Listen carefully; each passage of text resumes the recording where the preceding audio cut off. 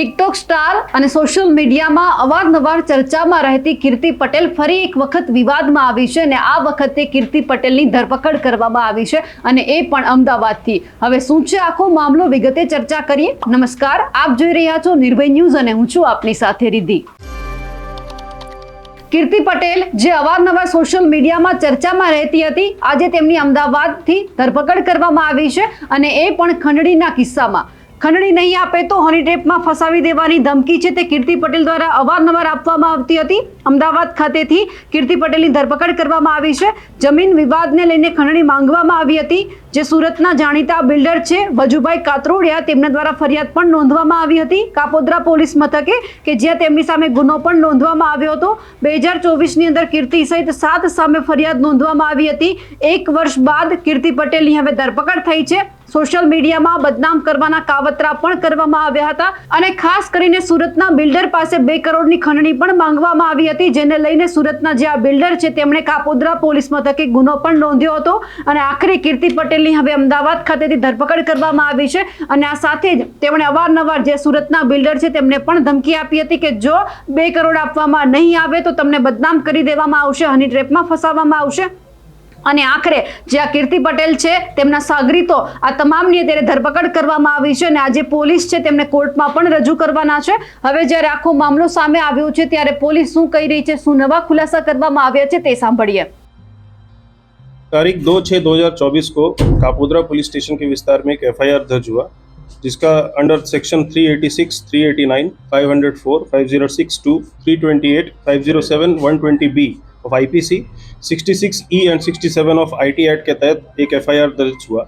इसमें टोटल 5 से ज़्यादा आरोपी थे। इसमें एक आरोपी कीर्तिबेन, डॉटर ऑफ रणछोड़ भाई अडालजा, रेसिडेंट इनका पर्वत पाटिया सूरत है।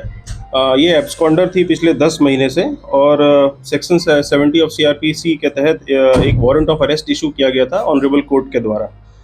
ऑनरेबल कोर्ट के डिसीजन को ध्यान में रखते हुए हमने यहाँ पे एक टीम बनाई, जिसमें एलसीबी की टीम, कापोद्रा पुलिस स्टेशन की टीम, साथ ही साथ हमें ये टेक्निकल और ह्यूमन इंटेलिजेंस से पता चला कि ये इनका लोकेशन जो है ये प्रेजेंटली अहमदाबाद के सरखेज विस्तार में आ रहा है। तो सरखेज पुलिस स्टेशन के जो लोकल स्टाफ है और जोन 7 अहमदाबाद शिवम वर्मा, उनका सपोर्ट लेके हमने काफ़ी वर्कआउट करने के बाद इनको सरखेज पुलिस स्टेशन के विस्तार से अहमदाबाद से इनको पकड़ा है और अभी हम इनको ऑनरेबल कोर्ट के पास लेके जाएंगे और अपने जो हमारे जो पुरावा है वो सारे रजू करेंगे और फिर ऑनरेबल कोर्ट डिसाइड करेगी कि आगे की कार्रवाई क्या होगी। साथ ही साथ मैं ये भी बताना चाहूँगा कि कीर्तिबेन के अगेंस्ट में और भी काफ़ी सारी फरियादें और कंप्लेंट्स हैं।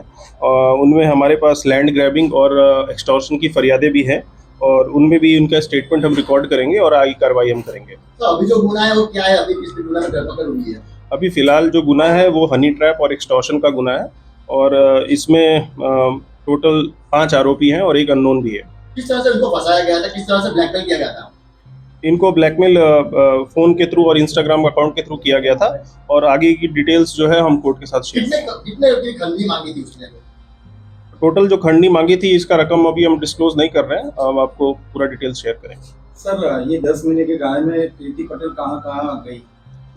10 महीने के दौरान में इनका मोबाइल जो है वो कॉन्स्टेंटली अलग अलग लोकेशन पे आ रहा था, गुजरात के अलग अलग लोकेशंस पे, लेकिन कोई भी परफेक्ट लोकेशन नहीं आने की वजह से इनको हम अरेस्ट नहीं कर पा रहे थे।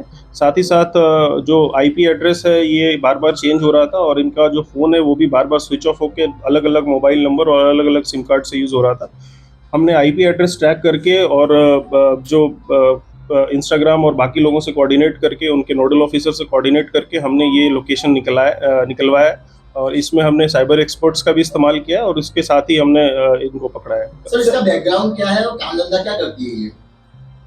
इनके मोर देन 1 बिलियन फॉलोअर्स हैं इंस्टाग्राम पे और ये सोशल मीडिया इन्फ्लुएंसर है। सर, ऐसा बोल सकते हैं कि एक के बाद एक फरियाद दर्ज हुई है तो फांसा भी हो सकता है कीर्ति पटेल के लिए? ये हमें इन डेप्थ स्टडी करना पड़ेगा कि पासा प्रपोजल के लिए इनके अगेंस्ट में जो ज़रूरी पुरावा है वो है कि नहीं। अगर इनके अगेंस्ट में ज़रूरी पुरावा हमें मिलते हैं तो ज़रूर हम किसी को हम स्पेशल ट्रीटमेंट हम देने के मूड में नहीं है। सर, कई लोगों को ब्लैकमेल किया है, तो क्या अपील रहेगी आपकी उन फरियादियों को पुलिस के पास आने? कोई भी फरियादी, आपको अगर ऐसा लगता है कि आपको किसी ने एक्सटॉर्शन किया है, किसी ने हनी ट्रैप किया है, अगर आप कोई भी आपको सोशल मीडिया के दबाव में डाल के आपको ये सोच रहा है कि वो कहीं पे भी आपको ब्लैकमेल करेगा, तो आप ये गलत बात है। और आईपीसी और बीएनएस की धाराओं के तहत आप पे जो आरोपी है उस पर कड़क कार्रवाई होगी। और पुलिस आपको अपील करती है कि आप पुलिस स्टेशन में आए, फरियाद दें, और आप डीसीपी ऑफिस भी आ सकते हैं, एसीपी ऑफिस भी आ सकते हैं और फरियाद दे सकते हैं, और साथ में पुलिस पे कड़क से कड़क कार्रवाई करेगी। सर, और भी अर्जी है कापोद्रा पुलिस मथक में कीर्ति के विरुद्ध? जोन 1 विस्तार में अलग अलग पुलिस स्टेशंस में अर्जियां हैं।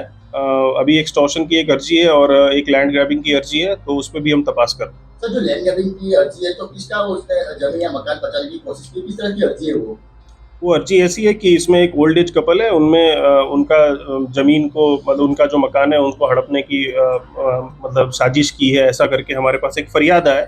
वी आर नॉट, हम ऐसा नहीं बोल रहे हैं कि सामने कीर्ति पटेल इज गिल्टी, और ये काम हमारा नहीं है, ये काम ऑनरेबल कोर्ट का है।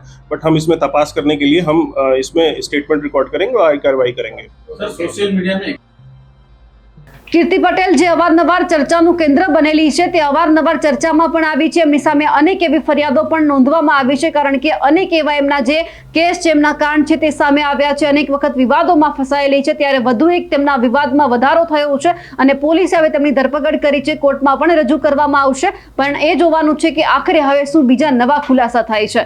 અમારા અહેવાલને લઈને અને જે રીતે કીર્તિ પટેલની અમદાવાદ ખાતેથી ધરપકડ કરવામાં આવી છે ખંડણીના મામલામાં, તેમને લઈને આપ શું માનો છો, કમેન્ટ કરીને ચોક્કસ જણાવજો। સાથે જ અમારી નિર્ભય ન્યૂઝ ચેનલને લાઇક, શેર અને સબસ્ક્રાઇબ કરવાનું ભૂલશો નહીં। નમસ્કાર।